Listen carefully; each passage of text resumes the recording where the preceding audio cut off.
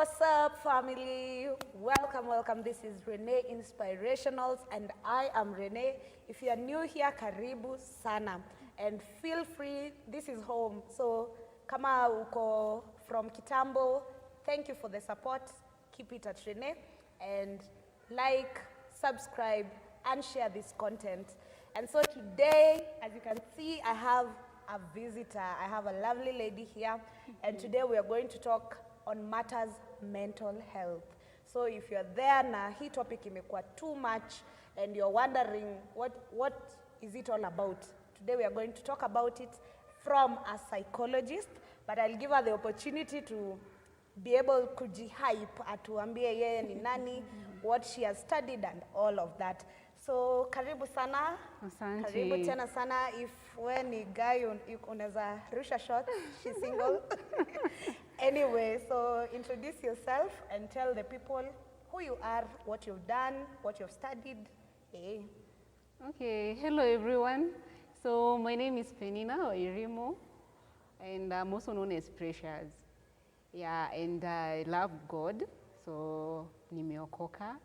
And I did a degree in counseling psychology, and right now I'm a certified psychologist.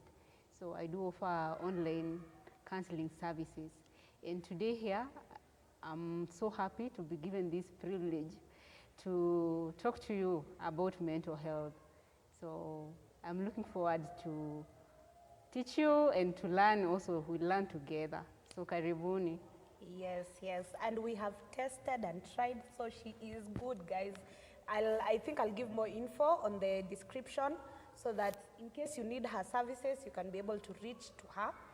Yeah, you can reach out to her. So karibuni sana, and I think the main thing that today we are talking about is stress, because especially when the economy has really gone up and the income is not coming in as like unexpect itapanda, but haijapanda. Joblessness has been a menace. Like it has been so much, and watu wamekuwa stressed so much, and we want to understand like what is this stress? Stress ni nini? Okay, stress is a 6-word letter. And whenever people hear about stress, they get that dreadful feeling, you know, like, oh, stress, what? I'm stressed. And we usually use it almost in our daily conversations. When you feel like you're down, you're like, oh, I'm stressed. Oh, when you don't feel like you are into doing anything today, I think I'm stressed, that's why I don't have that energy to do anything. But actually, stress, it doesn't only involve how you feel, but also how your body reacts. So it is a biological and a psychological response. Why am I saying it's a biological and a psychological response to what? But when you're kusoma bio, please break it down. Yeah, biological, I mean, it involves your physical, you know, your body. Your body will react to stress. And that's why you'll find some people, when they are stressed, they get even tense, they feel like their bodies, you know, when you are tense, you feel like even you have joint pains. And then psychological is now involving your mind. And your mind, it also affects your emotions. So psychological, it stands for the emotions that are involved in. So when you are stressed, you feel like maybe your moods are down. So that's part of psychological, which is emotional. So stress, we've said it is a biological and a psychological response, experience when someone has an exposure to a significant threat. So that threat could be something, maybe you're stressed about rent, and the month is almost there and you don't have rent. If you're a student, probably you are stressed because probably you're not ready for an exam and the exam is almost there. Yeah, so stress is not only the physical or the psychological, but the combination of both. And can we say that I'm anxious? Like I don't know what is going to happen tomorrow. I don't know what I'm going to get, like if I'm going to get rent or my fees, like is that part of stress, being anxious? Yeah. Being anxious is one of the symptoms one portrays when they are stressed. So you'll feel like, oh no, what will I do? Because this thing is, it is a threat. We said it's a threat. So it's something that is really weighing you down, or sometimes it's not even weighing you down. It's taking you up, maybe it's motivating you, but then you're like, looking forward to it, so you're kind of stressed. So even if, let's say even when we were young, we used to be so excited when our parents will tell us, you know, next week or tomorrow we'll be traveling to a certain, you will not even sleep. You're like looking forward to it. So That you are is me. stressed, but it's not in a bad way. You are stressed in a good way. So stress is not just on the bad side. So it can be good or bad. Wow, that is new, I think. I didn't think like stress can have a positive side. So maybe you can tell us more on the positive side before we dwell on the negatives, so that we can also be able to understand those times that we feel we can know that it's a positive stress. Yeah. So as I've just said, stress can be good or bad. So when it is a good stress, we call it eustress. Eustress. Yes, it motivates you. It excites you. That's why you look forward to traveling tomorrow, you see. And then also again, it will energize you. You'll be focused and looking forward to like, hey, even you know, like even do other things extra that your parents have you're like, let me just do this. Tomorrow I'm traveling. You say, oh, you're so energized and all that. So good stress, it gives us that psyche. So you feel like, I want to do this. Probably if you are, say, let's say you want to perform, or like for the musicians, maybe they are given the opportunity and they're looking forward to performing to a certain place. So that's psyche, and that's looking forward to, and the excitement they'll give their fans and all that. So you see they're energized, focused, motivated, and excited, looking forward to. So it's a good stress, and also it makes you to prepare for the same. Yeah. Wow, nice. But then when it comes to the other side, which we usually use, oh, I'm stressed. Now the bad stress, we call it distress. Distress. Yes. This is a very uncomfortable one, because it will weigh you down. You feel like you don't have the energy to do anything. Your psyche is not there. You just feel like you're even disinterested in the things you used to like. So if probably you like reading, feel like even that psyche is not there. And many a times is when we suffer this negative, because in a way in our society, we are so much cultured to think that stress in a negative way, so stress in a negative way, it weighs us down. It weighs us down in terms of our energy, our psyche, our motivation. Yes. And I think as you were just talking, it hit me that David was also going through this kind of stress in Psalm 43. Maybe I can read the verse 5. You can read the whole chapter, but I'll just read verse 5, which says, "Why are you downcast, O my soul? And why are you disquieted within me? Hope in God, for I shall yet praise him, the help of my countenance and my God." So it seems that he was also going through that stress, like he's feeling that his soul is downcast, because I think I've also been in such a position where things are not going my way, because I am a fanatic of, let's say, like the vision I have for myself or the goals that I have, and if one of them doesn't come to pass, or my timeline doesn't happen, like nimeset, by this time I'm supposed to be doing this or that, and it doesn't happen that way, I find myself very stressed. And I think that it usually makes me to be so downcast. Like I feel like I've failed myself, I've failed the goals that I had, and I feel also God has failed me. Yeah, so I don't know, maybe you can tell us more about it in those circumstances. Like, how do you handle when you feel, is it a positive stress now or a negative? Because these are my goals. I want to pursue them, but I find myself not pursuing them because maybe things have not gone the way I wanted. So which side do they belong, that stress? Okay. When it comes now to expectations, expectations really rob us of our happiness, because probably you put such high expectation on yourself, which is also good because it will be like a motivator. But then again, what you expect out of you also depends on your efforts. If you can learn to do things knowing that the effort you put, it is what it will produce back. So that one will prevent you from getting stressed. But you see, we usually put high expectations, but the effort that you are investing there is, yeah. So that's why we're like, you're anxious, why did this not happen? But we don't sit back and ask ourselves, what is it that I didn't do well? Or what is it that I put so much effort and forgot the important? That's one way of avoiding stress. Because when you put a high expectation on yourself or on something, then be sure to put the same effort on that. If you'll not, then why not? You'll experience stress. Now, how do I overcome this? Because it's something that has happened. Like things are, maybe I've put in effort, but things are not working out as I wanted them to work out. So, like, how do I handle now such a situation? What I can tell you is that be kind to yourself. Tell yourself it's not always that I'll be getting this. I don't need to be perfect. I'll try my best. If it will work out, well and good. If it will not, there is always next time to try it out. But don't pressurize yourself. Many times is when you pressurize ourselves and you expect it to happen at that same date or that expected time.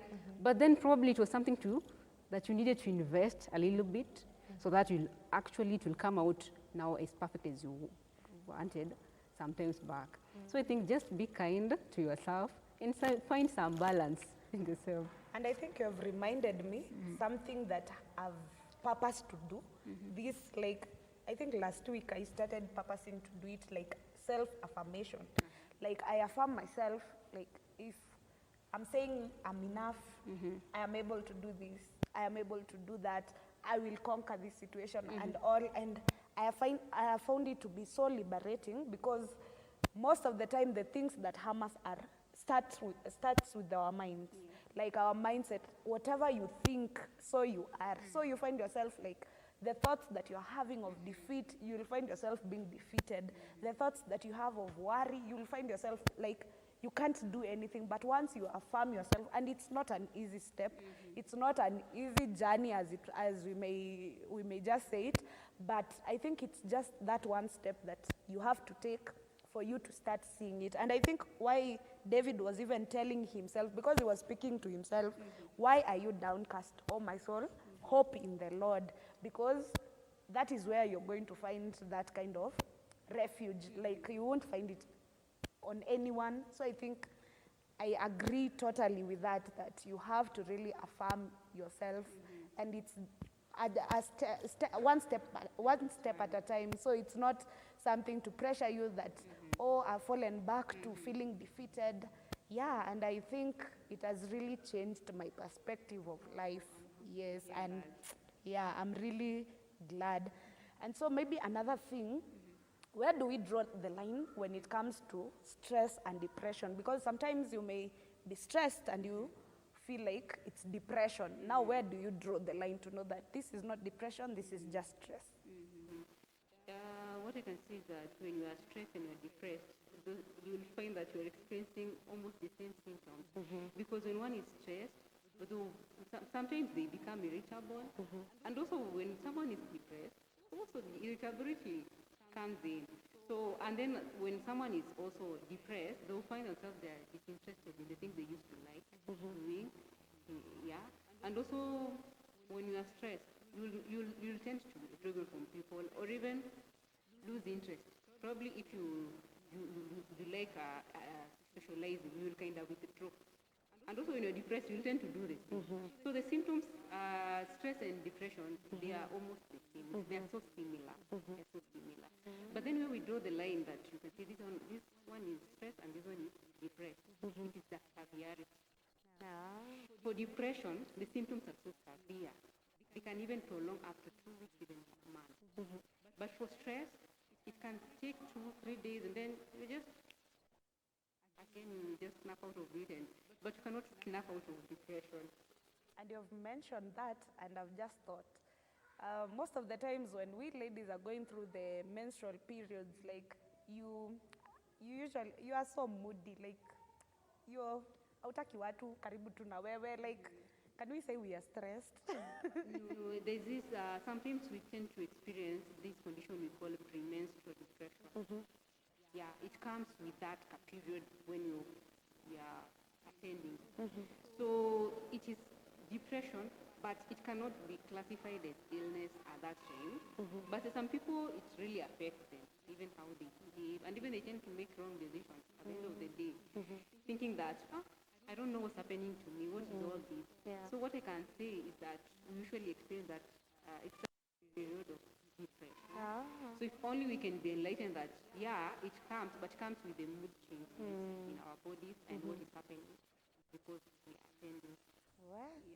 Mungu atusaidie sana so that we know and watch ourselves when we are going through it so that we don't end up messing kuongelesha watu vibaya or anything. So maybe you can tell us about the symptoms. How do you know you are stressed? How to identify it? Many times people, when they are stressed, okay, it depends individual to individual, but there are those common symptoms that people experience. So you can find sometimes there's some people who will lose sleep. So I lose sleep a lot, a lot. Yeah. So that lack of sleep, we call it insomnia. In Greek. True. In psychological terms, that is. But then it has disturbed me for some nights until I shared it a few days or a few weeks ago with my bishop, and he was like, you know, it must have had a cause. Like it's you can't just lack sleep like that. Yeah, and you find these people when they lack sleep, they illuminate on these issues that are troubling them. So instead of getting a good night's sleep, they are thinking, oh, this, oh, that one didn't work out, oh, what will I do? You see, so most of their time that they're supposed to be asleep, they are awake, continuing to think about now what to do, but they're not getting solutions. It's even because weighing them down, I'm waking an up tired. So like I find myself thinking about life, about things, about everything. Lakini si wenye mnakaanga watch movie till late at night. We are not talking about you people. And there are others who will oversleep. Now we call it hypersomnia. This person will sleep, will wake up, go back to sleep, take breakfast, go back to sleep. Their sleep is endless. They just feel sleepy over and over. So they find peace when they are asleep because they will not think about the issue. But when they wake up, the issue is still there, right? I've just remembered this guy that we were studying with in high school, and he used to sleep a lot. I'm not sure if he was stressed, but he used to sleep a lot. Like we were just like, hey, kwani alidungwa shindano gani ya kulala? But anyway. We actually used to joke about it, saying ameumwa na fly. And you never know, maybe he was having troubles at home. And only at school is when he could get time to sleep. And there's some people who will withdraw from other people. So like withdrawing from social settings, from any interaction with people, they just want to keep to themselves. So that point of withdrawing, they don't feel like they're interested even in simple conversations. You will even ask them something, but the way they are answering you, you will think they have an attitude. But there's so much stress that they don't want to even talk about anything. They're thinking about what is troubling them, and they think now if they withdraw, no questions, no nothing, and no one is even, and they think nobody cares. You know, when you're stressed, you think nobody cares, and you withdraw and keep it to yourself. So some people will tend to withdraw, and there are others who will eat and eat over and over. That is me. That is me. When I'm stressed, I overeat. Oh my God. And others will avoid food totally. Their appetite is not there. They don't feel like eating anything. Can't be me. So you find they are changing, their eating habits tend to change. So it goes from individual to individual. Probably you overeat, but you'll find maybe somebody else will not eat at all. And then they just feel they are full. I remember there was a time I was so stressed, and I couldn't eat anything. I used just to feel I'm full. Imagine not taking food, not taking breakfast, lunch, and supper, and I'm still full. So there's some people who will... You're just fasting indirectly, oh my God.